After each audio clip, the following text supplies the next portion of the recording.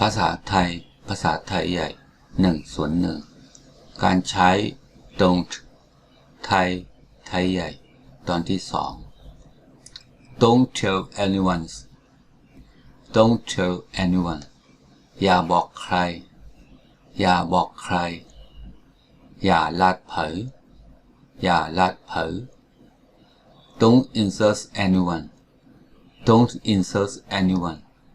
อย่าดูถูกใครอย่ารู้หลายเผย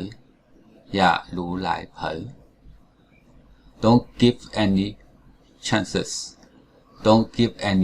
chances อย่าให้โอกาสใดๆอย่าปันตื้อตังสังdon't give any money อย่าให้เงินใดๆอย่าปันเงินสังdon't tell anyone อย่าบอกใครอย่าลัดเผย don't insult anyone อย่าดูถูกใครอย่ารู้หลายเผย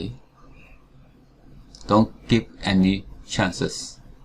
อย่าให้โอกาสใดๆอย่าปันตื้อตังสัง don't give any money อย่าให้เงินใดๆอย่าปันเงินสัง